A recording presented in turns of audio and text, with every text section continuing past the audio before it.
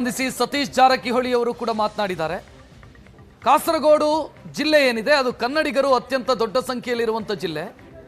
100ಕ್ಕೆ 100ರಷ್ಟು ಜನ ಕನ್ನಡ ಮಾತನಾಡ್ತಾರೆ. ಸೊ ಅಲ್ಲಿ ಕನ್ನಡವನ್ನು ಉಳಿಸುವಂಥ ಕೆಲಸಗಳಾಗಬೇಕು ಅಂತ ಲೋಕೋಪಯೋಗಿ ಸಚಿವ ಸತೀಶ್ ಜಾರಕಿಹೊಳಿ ಮಾತನಾಡಿದರು. ನಮ್ಮ ಸರ್ಕಾರದಿಂದ ನಾವು ಪ್ರೊಟೆಸ್ಟ್ ಮಾಡಬೇಕಿಲ್ಲ, ನಾವು ಅದಕ್ಕೆ ಹೇಳಬೇಕು, ಅದಾಗೆ ಉಳಿಸ್ಬೇಕು. ಯಾಕಂದರೆ ಹೆಚ್ಚು ಕನ್ನಡಿಗರು ಅಂತ ಏರಿಯಾ ಅದು, ಆ ಡಿಸ್ಟಿಕ್ಕು. ಸೊ ಸುಮಾರು 70-80% ಎಲ್ಲ ಜನ ಕನ್ನಡ ಮಾತಾಡ್ತಾರೆ, 100% ಮಾತಾಡ್ತಾರೆ.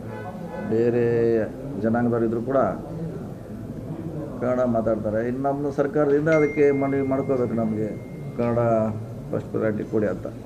ನಮ್ಮ ಸರ್ಕಾರದಿಂದ ನಾವು ಪ್ರೊಟೆಸ್ಟ್ ಮಾಡಬೇಕಿಲ್ಲ, ನಾವು ಅದಕ್ಕೆ ಹೇಳಬೇಕು, ಅದಾಗೆ ಉಳಿಸ್ಬೇಕು. ಯಾಕಂದರೆ ಹೆಚ್ಚು ಕನ್ನಡಿಗರು ಅಂತ ಏರಿಯಾ ಅದು, ಆ ಡಿಸ್ಟಿಕ್ಕು. ಸೊ ಸುಮಾರು 70-80% ಎಲ್ಲ ಜನ ಕನ್ನಡ ಮಾತಾಡ್ತಾರೆ, 100% ಮಾತಾಡ್ತಾರೆ.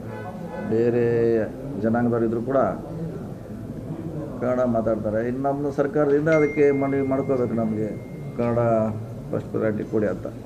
ನಮ್ಮ ಸರ್ಕಾರದಿಂದ ನಾವು ಪ್ರೊಟೆಸ್ಟ್ ಮಾಡಬೇಕಿಲ್ಲ, ನಾವು ಅದಕ್ಕೆ ಹೇಳಬೇಕು, ಅದಾಗೆ ಉಳಿಸ್ಬೇಕು. ಯಾಕಂದರೆ ಹೆಚ್ಚು